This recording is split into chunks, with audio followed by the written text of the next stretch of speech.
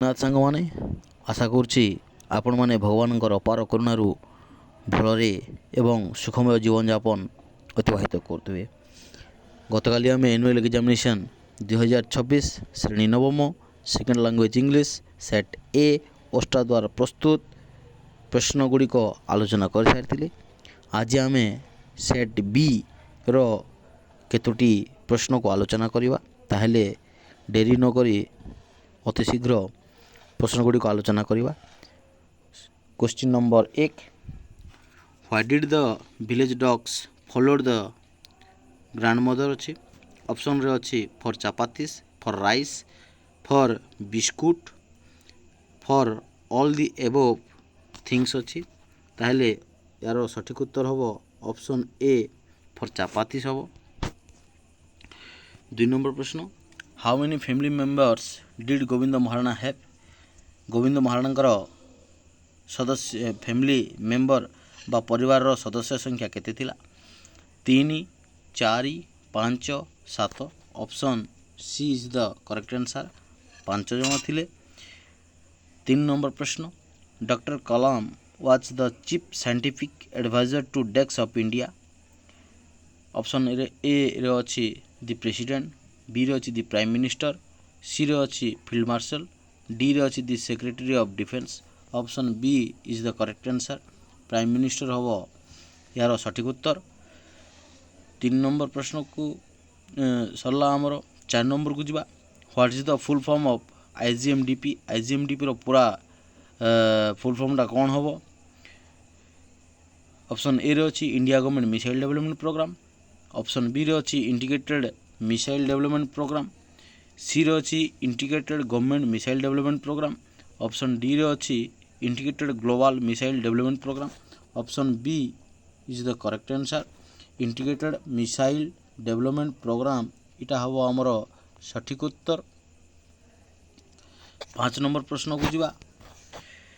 Doctor Kalam passed away in the year. Option ଏରେ ଅଛି 2015, 14, 13, 12। ସଠିକ୍ ଉତ୍ତର ହେବ 2015। Option A.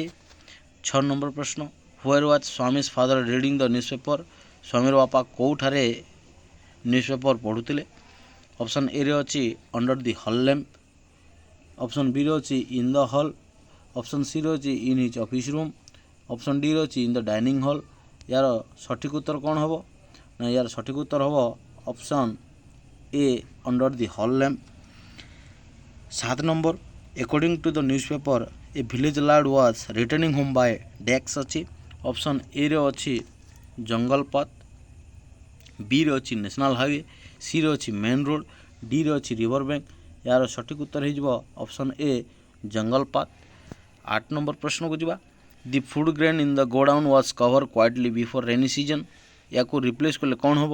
ନା ଅପସନ୍ ଏରେ ଅଛି ଥର୍ଡ଼, ପେକ୍, ଏନକେସ୍, ପାର୍ସଲ। ଏହାର ସଠିକ୍ ଉତ୍ତର ହୋଇଯିବ ଅପସନ୍ ସି ଏନକେସ୍। 9 নম্বର ପ୍ରଶ୍ନକୁ ଯିବା। The poem no men are foreign was written by. No men are ଫରେନ୍ଟା କିଏ ଲେଖିଛନ୍ତି? ନା ଅପସନ୍ ଏରେ ଅଛି ରବୀନ୍ଦ୍ରନାଥ ଟାଗୋର, ବିରେ ଅଛି ଜେମ୍ସ କିର୍କପ୍, ସିରେ ଅଛି ଡେଭିଡ୍ ରଥ୍, ଡିରେ ଅଛି William Cowper. Option B James Kirkup is the right answer. 10 number ପ୍ରଶ୍ନକୁ ଯିବା। Lily is fairer far in decks ଅଛି। ଅପସନ୍ ଏରେ ଅଛି ଜୁନ୍, ଜୁଲାଇ, ଏପ୍ରିଲ, ମେ। ଏହାର ସଠିକ୍ ଉତ୍ତର ହେବ ମେ ବା ଅପସନ୍ ଡି। 11 নম্বର ପ୍ରଶ୍ନକୁ ଯିବା। People of Punjab grow wheat. ୟାକୁ ଯଦି ଆମେ ପେସିଭ୍ ଭଏସ୍ କଲେ କ'ଣ ହେବ? ନା ଅପସନ୍ ଏରେ ଅଛି wheat is grown by the people of Punjab, ବିରେ ଅଛି what is grown in Punjab, ସିରେ ଅଛି wheat was grown in Punjab, ଡିରେ ଅଛି wheat will be grown by the people of Punjab. ତାହେଲେ ଏହାର ସଠିକ୍ ଉତ୍ତର କ'ଣ ହେବ? ନା option A wheat is grown by the people of Punjab ବା option A is the correct answer. ଯିବା 12 নম্বରକୁ। The headmaster gave Ram a gold medal. ୟାକୁ ଯଦି ଆମେ ଗ୍ରାମାଟିକାଲି ଠିକ୍ କରି ପ୍ୟାଟର୍ନକୁ ଦେଖିବା ତାହେଲେ କ'ଣ ହେବ? ଏରେ ଅଛି subject, verb, indirect object, direct object, ବିରେ ଅଛି ଏସ୍ ଭି ଓ ସି, ସିରେ ଅଛି ଏସ୍ ଭି ଓ ଏ, ଡିରେ ଅଛି ଏସ୍ ଭି ଓ ସି। ତାହେଲେ ୟାର ସଠିକ୍ ଉତ୍ତର କ'ଣ ହେବ? ନା option A SVOO is the correct answer. 13 number ପ୍ରଶ୍ନକୁ ଯିବା। Which of the following option is grammatically corrected? Option A ଅଛି wait for me I will come, B wait for me I am coming, C wait for me I would come, D wait for me I am going to com.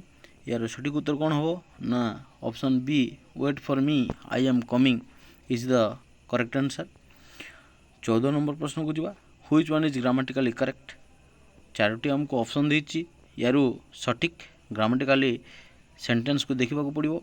Option A रो अछि all the furnitures in this hall is new, B रो अछि all the furnitures in this hall are new, C रो अछि all the furnitures in this hall is new, D रे अछि all the furniture in this hall are new. Option D is the correct answer, all the furniture in this hall are new एटा हम सठिक उत्तर। एबे जीवा आमे परवर्ती प्रश्न को 15 नंबर को। Everything necessary will be done the underline word has its decks use. यार आमे यूज को बाहर करबा को पड़िबो ना। ऑप्शन ए रो अछि एट्रिब्यूटिव, बी रो अछि प्रेडिकेटिव, सी रो अछि ए प्लस बी, डी रो अछि पोस्ट पोजिशन। यार सठिक उत्तर कौन हो ना यार सठिक उत्तर हो option D post position is the correct answer. 16 number को जावा। Where is the coastal town Malpe situated? It is situated at the coast of. Option A रो अछि द अरेबियन सी, बी रो अछि द पैसिफिक ओशन, सी रो अछि the Bay of Bengal, D रो अछि the Arabian Sea and the Bay of Bengal. यार सठिक उत्तर हो option A the Arabian C is the correct answer. 17 number प्रश्न को जावा। Give a single word for the expression the feeling of being grateful. The feeling of being grateful रो जदि आम सिंगल वर्ड बाहर करवा ताहले कौन हम? यार ऑप्शन देछि way to, gratitude, dedication, homage. यार सठिक उत्तर हो option B gratitude is the correct answer. 18 number को जावा। How did Amu's father react to Amu's schooling? Option A रही that she was a girl, B रही education would be of no use to her, C रही she would get married even before she finished the third grade, D रही all the above. ताहले से कौन करथिले ना अमर बापा अमु को स्कूलिंग जीवाकू से कौन करथिले ना रिएक्ट करथिले बा मना करथिले। मना करबार कारण कौन थिला ना से जड़े होचंती गोटे girl child. Option A is the correct answer. Option B education would be of no use to her बोली मध्य कहिथिले। सी रे she would get married even before this she finished third grade एटा मध्य से कहिथिले। ताहले हमर सठिक उत्तर कौन हो ना option D all the above is the correct answer. ताहले सब ठीक हो। 19 number. Who said orphans are not very dependable? एटा किए कहिथिले ना द विलेज हेडमैन कि सायापत्रीस रो मदर ना सायापत्री ना सायापत्रीस नाइबर। हेले यार सठिक उत्तर कौन हो ना ऑप्शन बी सायापत्रीस mother is the correct answer. Option B is the correct answer. Next जीवा आम 20 नंबर को। My ring was stolen. या जब आम एक्टिव वॉइस रे परिणत कले कौन हम? ऑप्शन ए रही my somebody stole my ring, who stole my ring, somebody had stolen my ring, D रही my ring had been stolen. हेले यार सठिक उत्तर कौन हो 20 नंबर ना option A somebody stole my ring is the correct answer. 21 number प्रश्न को जावा। What do the angels lack in the heaven? Option A रही family and home, B is the love and home, सी रे emotion and home, D रही home and sky.